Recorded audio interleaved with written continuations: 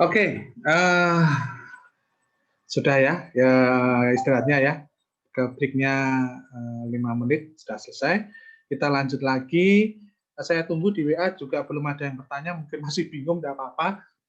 Nanti kalau misalkan masih bingung, nanti WA saja ke Pak Bibit lagi setelah materi FB kayak biasanya Pak Bibit balas juga ya. Jadi nanti kalau masih bingung apa yang mau ditanyakan, tapi kalau sudah di posisi pas nyantai, terus oh tadi mau bertanya ini saya lupa. Nah, kayak biasanya saja kita punya grup WA FB, nanti kirim di situ ya, Pak Bibit akan jawab. Karena Pak Bibit kalau menjelaskan kalau tidak sambil menulis gitu agak repot ini karena kita membutuhkan sketsa untuk menggambar di situ. Posisi mejanya gimana, posisi kursinya gimana. Kalau saya ulang lagi sedikit mengenai layoutnya, setapannya, table settingnya untuk meja dan kursinya. Jadi tadi yang diingat yang pertama menghafalkan meja.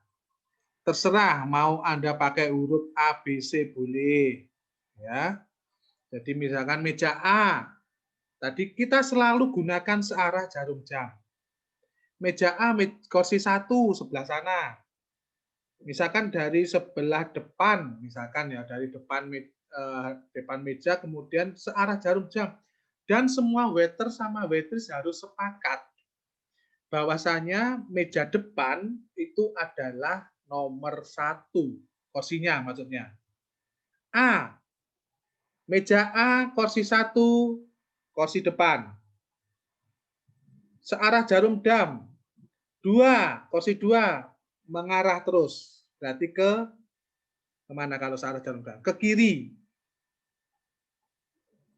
Terus seterusnya sampai dengan 5 kursi. Berarti 1 meja, 5 kursi, A1, A2, A3, A4, A5. Contohnya seperti itu.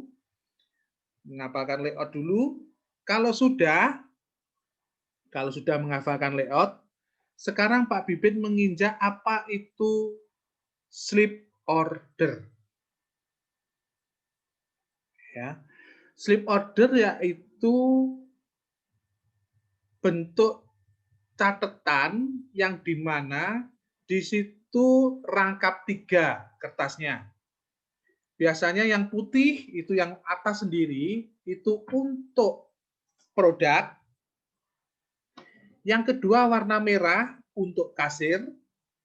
Yang ketiga warna kuning untuk dokumen.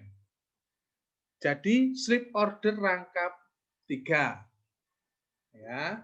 Kalau layout sudah, kemudian sleep order rangkap 3, diingat-ingat. Sleep order itu apa aja tulisannya Pak di situ? Yang pertama biasanya kolom pertama dan selalu Anda ingat-ingat sleep order selalu ada nomor seri yang berurutan. Sleep order adalah ada nomor seri yang berurutan. Biasanya ada 4 digit angka, misalkan 1001. Nah, di lembaran berikutnya 1011. Contoh seperti itu. Di lembaran berikutnya 1012. Biasanya nomor serinya 4 digit. Itu apa sih? Supaya kita tidak meloncati atau menghilangkan sleep order itu. Itu urusannya dengan akunting. Satu kali nomor sleep order itu meloncat, sobek atau hilang, itu nanti akan diurus sama akunting. Misalkan 1001 ada, 1011 tidak ada, di situ akan ditanya sama akunting. Sleep order yang nomor 1011 di mana kok tidak ada? Makanya nanti kode dari sleep order itu harus berurutan. Setelah nomor sleep order, kita kolom pertama biasanya tanggal. tanggal pada waktu kita taking order saat itu. Misalkan hari ini berarti tanggal 6 garing bulan 10, tulis 10 2020. Contoh seperti itu. Di kolom berikutnya, jadi slip order itu ada beberapa kolom di atasnya sebelum Anda menulis. Di kolom berikutnya, yaitu nama Anda. Servisnya siapa, waiter atau waitressnya, ditulis. Misalkan Majesty. Nah, tulis waiternya Majesty. Ya, atau mungkin Ika, waiternya tulis Ika. Nah, di kolom berikutnya nomor meja. Nomor meja berapa tadi? A. Tulis saja A dulu. Nah, berarti meja A tadi kalau sesuai kesepakatan Anda meja A di sebelah ujung A. Nah, setelah nomor meja, Anda siap dengan tulisan permintaan orderan tamu yang dari kertas kecil yang Anda dari satu tadi. Kertas kecil sama pulpen kan tadi di bawah. Itu catatan untuk mencatat pesanan tamu yang pertama kali. Kalau sudah betul, baru dipindah di slip order. Nah, sampai di sini kira-kira masih agak rumit nggak kira-kira dibayangkan? Ya, jadi Pak Bibit ulang lagi. Setelah layout selesai, pencatatan sudah dilakukan, pesanannya apa, lalu Anda ke kasir untuk mencatat atau memindahkan catatan Anda ke slip order. Ya. Kemudian caranya tadi gimana nulisnya, Pak? Pertama tadi hafalkan nomornya, dihafalkan saja. Jangan sampai meloncat nomor slip ordernya. Tanggal. Yang kedua, nama. Yang ketiga, nomor meja. Ya. Yang keempat, jumlah pack-nya. Dalam arti jumlah pack-nya misalkan satu meja isi 5 tapi yang makan 3, ditulis 3 pack. Ya. Nah, kemudian ditulis pesanannya apa? Tadi misalkan 1 nasi goreng, ditulis 1. Kemarin ada singkatan-singkatan, masih ingat? 1 nasi goreng merah. Tulis saja 1 NSGR merah. Nah, kursinya yang mana? 1 dikurung. Paham nggak kira-kira yang Pak Wihid maksud? Sebentar, saya mau bertanya. Paham nggak sampai di sini?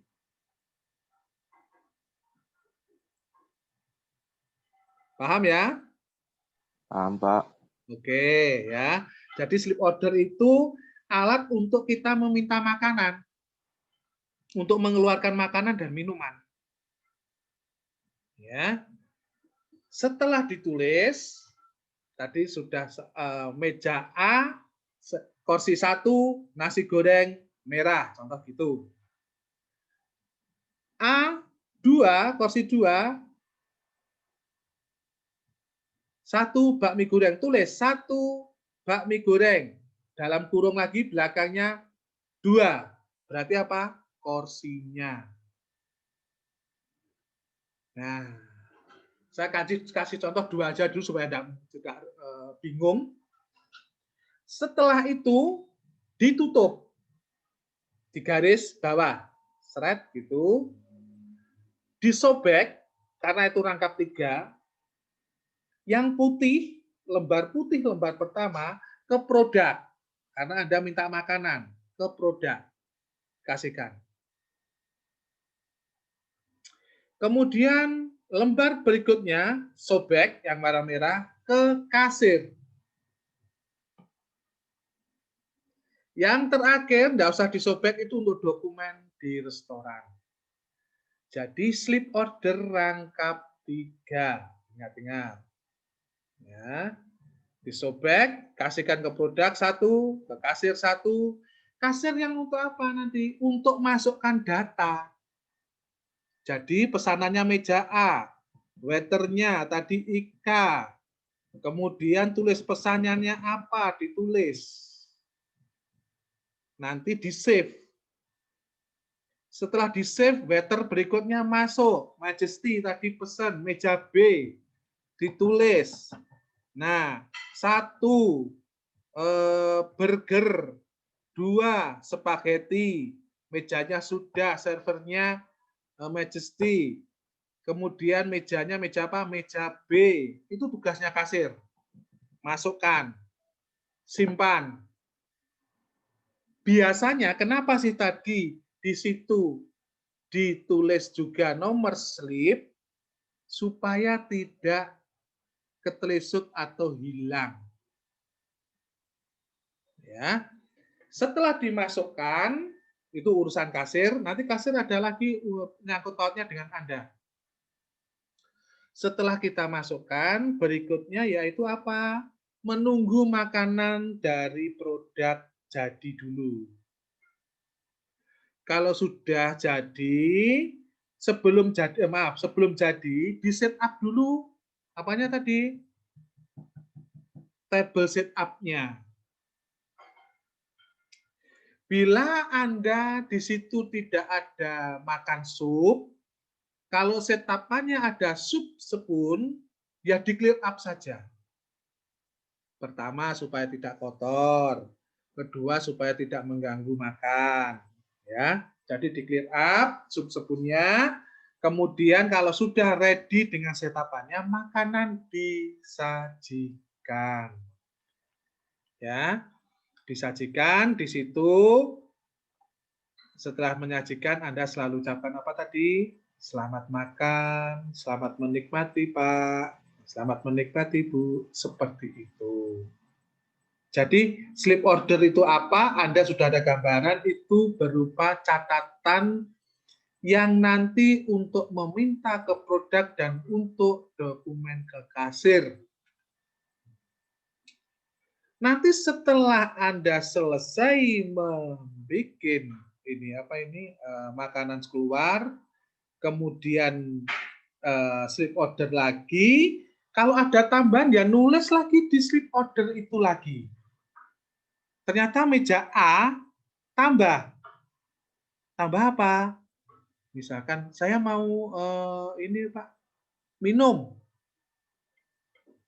Nah, gimana caranya? Tetap meja ditulis tanggal sama, waiternya sama, waiter pertama tadi Ika, ya, pesanannya tadi nasi goreng sama bakmi goreng. Nah, Anda sobek, ditulis lagi di lembaran berikutnya, tetap di slip order itu. Tanggal, nama, nomor meja, kemudian jumlah pack. Itu nanti tidak akan keliru karena apa? Setiap meskipun slip order itu banyak, ya, nanti kasir tidak bingung. Karena apa? Waiternya sama mejanya masih sama. Meja A waiternya Ika. Meja B waiternya Majesty. Meja C waiternya Li. Contohnya seperti ini. Nah, di situ nanti pada waktu slip order itu menumpuk, kasir tidak bingung, akan dibeda-bedakan. Meja A, ini slipnya tadi si Ika tadi pesanannya bakmi goreng, nasi goreng, sama 1 fresh orange juice. Nah, tambahnya tadi fresh orange juice. Sudah selesai. Meja B, mejanya Majesty. Tadi ada burger, ada spaghetti. Nah, meja C, punya Nyali. Misalkan pesan steak. Nah, contohnya seperti itu. Ya. Kita lanjut lagi. Setelah makanan keluar, kita mulai dengan billing. Billing itu tagihan. Ya, tagihan kepada tamu. Ingat, slip order bisa banyak, bisa satu waiter itu bisa 3, bisa 4 sleep order itu. Tapi yang namanya bill itu hanya 1. Perhatikan ya, bill itu hanya 1. Ya. Jadi misalkan kalau nanti meja A mau minta bill, perhatikan, si Ika harus segera tanggap. Tanggapnya gimana? Mbak, bill. Ika harus menghampirin tamunya sebentar. Baik Pak, mohon ditunggu. Ika balik lagi ke kasir. Saring meng-cross check sama kasirnya. Tadi meja A pesanannya 1 nasi goreng sama 1 bakmi goreng sama 1 fresh orange. Betul di situ masukkan bill-nya. Kalau kasir sudah oke, baru di-print. Di-print, nah keluar jumlahnya misalkan 150. Nah, kalau sudah cocok, Ika balik lagi ke tamunya sambil membawa bill tray tadi itu. Bill tray itu tadi kayak dompet gitu ya, ditutup, kasihkan ke tamu. Bapak, ini habisnya kisaran 150.000. Bapak tadi yang Bapak konsum yaitu 1 nasi goreng, 1 bakmi, sama 1 fresh orange juice. Nah, disitulah kalau sudah habisnya 150, Pak ini pembayarannya saya cash. Kalau cash berarti kasih uang. Kalau ngasihnya 200, sebutkan di hadapan tamu. Pak, ini habisnya 150, saya terima 200, mohon ditunggu kembaliannya. Nah, misal ya, karena tadi Anda melayani dengan baik, dengan sopan, itu tadi kembaliannya berapa Ika? Kalau uangnya 200, habisnya 150. 10. 50 ya. Ya, karena kamu melayaninya baik, Ika, tamunya bilang gini, it's okay, it's for you. Itu artinya apa? Buat saya. Nah, berarti karena pelayananmu baik, kamu dapat tips. Tipnya berapa? 50.000. Alhamdulillah. Nah, ya, jadi seperti itu. Itu kalau bayarnya misalkan by cash. Kemudian apa yang harus Anda lakukan? Sobek bilnya, maksudnya bukan disobek, dirusak. Disobek yang putihnya, karena sudah bayar cash, dan yang sisa kembaliannya untuk Anda itu namanya tips, kasihkan untuk buktinya. Bapak, terima kasih. Nah, ini bukti pembayarannya. Jadi, dikasihkan dokumen putihnya. Jangan semuanya, itu rangkap 3 bill. Sama, bill juga rangkap 3. Kalau slip order tadi rangkap 3, 1 ke produk, 1 ke kasir, 1 dokumen. Kalau bill rangkap 3 juga. 1 kasihkan ke tamu, 2 buat kasir, 3 untuk akunting. Nah, ya, jadi seperti itu. Kalau sistem pembayaran seperti ini, misalkan, Pak, saya pakai kredit card atau kartu. Apa yang harus Anda lakukan? Kalau misalkan di situ ada mesinnya, mesin geseknya itu ya. Nah, ajak tamu untuk ke kasir. Ya, karena itu menyangkut PIN. PIN-nya tamu. Jadi tamunya diajak ke kasir, kemudian habisnya berapa, digesek, baru nanti kalau sudah tamu hanya dapat putihnya saja, tidak ada urusan uang. Nah, itu kalau tamu dari luar. Kalau tamu itu misalkan di sebuah hotel, dia menginap, kemudian dia hanya ngomong seperti ini, saya boleh sign, tanda tangan? Jawabnya, boleh Pak. Mohon maaf Pak, Bapak bawa ini apa itu? Guest card. Guest card itu apa? Guest card itu kertas yang berupa untuk identitas tamu bahwa dia menginap di sebuah hotel yang Anda tempatin restorannya. Jangan terlalu percaya saja, silahkan Pak nulis nomor kamarnya, ditulis saja ngawur nomor kamarnya. Setelah ditulis, ditandatanganin, ternyata tamu yang tadi tanda tangan itu ternyata bukan kamarnya dia, kamarnya orang lain. Tagihannya ke siapa? Ke orang lain. Siapa yang salah? Kita. Jadi kalau misalkan disodorin bill, dia bilang, boleh saya sign atau tanda tangan? Silahkan, Pak monggo. Bawa pulpen, kasihkan. Bisa tahu guest card-nya Pak atau nomor kamarnya? Oh iya, bisa. Saya menginap di 228. Nah, kalau sudah tanda tangan, Anda segera telepon dulu ke reception untuk meyakinkan sih, dan juga jangan sampai kedengaran tamunya. Misalkan telepon ke reception, Mbak, untuk kamar 228 apakah benar menginap di kamar tersebut dan masih belum check out? Oh iya, betul. Oh baik, masih ada bill di restoran, tolong nanti kalau check out kasih tahu ke restoran. Supaya apa? Bill itu segera dikasihkan ke reception, pada waktu nanti tamunya check out, bill-nya masih ada yang nagihkan. Jangan sampai, ini ada kasus, tak kasih cerita ya. Emang tamunya aja nakal. Ya. Jadi tamu itu dia sudah bawa mobil, ini Pak Bibit cerita, sungguhan, sudah bawa mobil, dia barang-barang dan kunci sudah diserahkan di reception. Nah, pada waktu itu dia mau breakfast. Jam 8, kunci semua sudah diserahkan ke reception. Mobil sudah kondisi parkir tidak jauh dari restoran.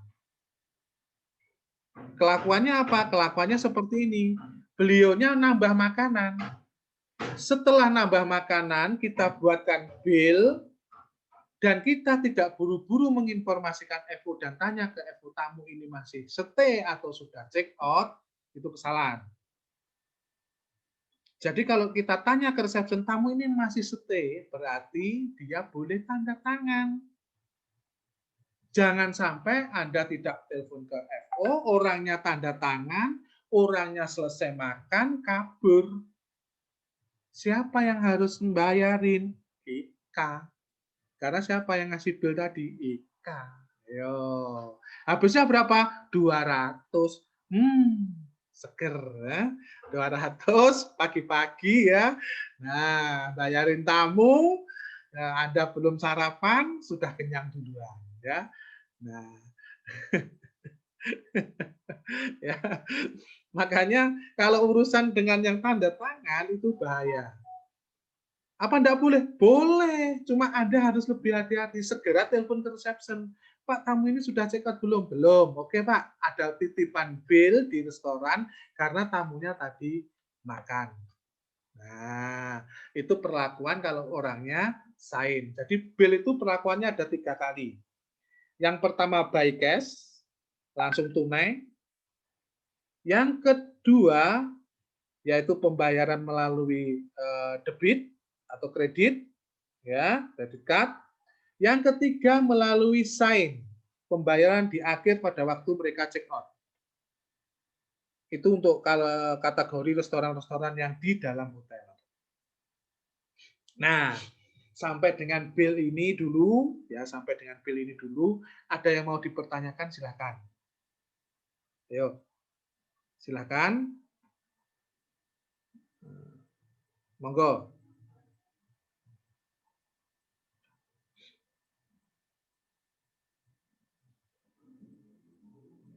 Nanti break lagi atau terus? Break dulu nanti.